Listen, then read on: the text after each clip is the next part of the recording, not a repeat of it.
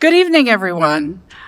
I've taught business strategy for over 30 years, and tonight I'm sharing a troubling narrative that has made me rethink what I teach and what I research. What I speak of this evening is the role that widely used business practices played in fostering the opioid crisis that has gripped Appalachia and devastated communities here and across the United States for over 2 decades. This is a story of competitive advantage, marketing triumphs, intricate supply chains, regulatory complacency, and catastrophic societal consequences. It's a story with lessons that we in the Business Academy can no longer afford to overlook. At its heart, the opioid crisis unfolds through a sequence of actions coming not from chance, but from business strategy and managerial intent.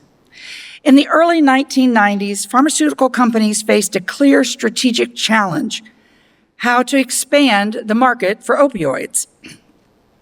Originally, opioids were intended for a niche audience, patients with terminal cancer or other severe end-of-life pain. The existing target market was limited in size, and sadly, its customers didn't remain customers for long.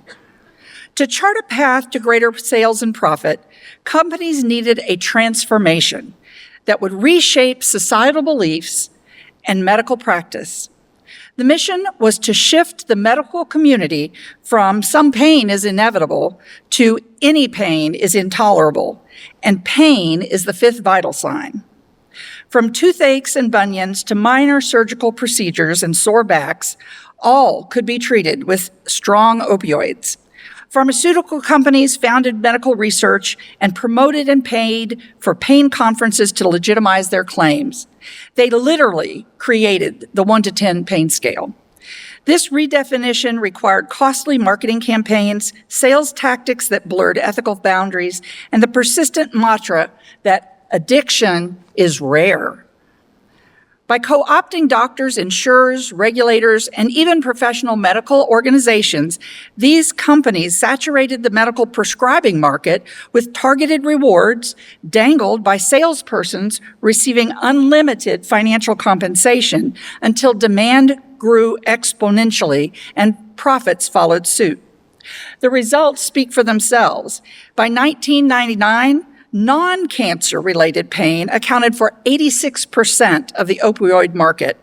OxyContin sales skyrocketed from $48 million in 1996 to nearly $3 billion by 2002. There's also a story of the opioid supply chain. Many companies saw the profit potential. Raw materials provisioned, for example, by Johnson & Johnson were manufactured by companies like Purdue Pharma and distributed by companies like Cardinal Health and McKesson. Legal opioid prescriptions were filled by companies like Walmart, Walgreens, and CVS. When crises like this unfold, it's tempting in retrospect to pinpoint a villain. While individuals and organizations bear responsibility, the opioid crisis was also a result of systemic failure. It was a failure of interconnected forces, markets, regulators, institutions, and oversight bodies, amplified by the profit-driven motivation of pharmaceutical companies that allowed small but significant shifts in medical research, medical practices, and drug approval to cascade into disaster. Without vigilance, seemingly minor disruptions in complex systems can spiral out of control.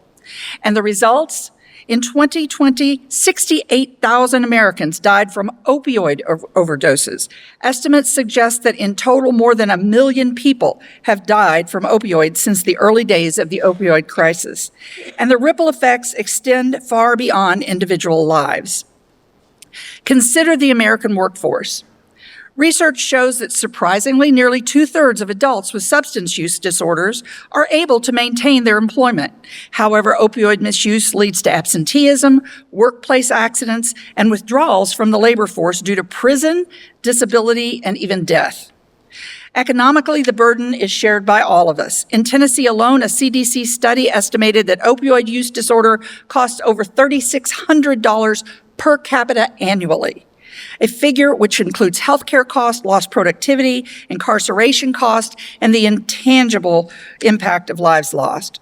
While we might believe the worst of the crisis is behind us, evidence suggests the relationship between legal opioid prescription and addiction has not ended. In Knox County in 2022, data shows that there are 90 legal opioid prescriptions for every 100 residents. How many of these legal prescriptions will result in opioid use disorders? The legacy of these marketing campaigns and influence tactics still influence the medical community.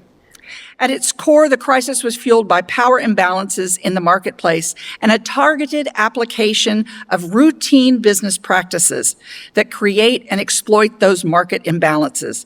The business practices were amplified by permissive marketing standards and supported by the co-optation of industry regulators. The price of these decisions was not paid by the companies that profited, but by addicted individuals who lost their way and by society at large. The question now is whether we can prevent other crises by learning from this one. Will we recognize the warning signs in other industries before harm spirals out of control?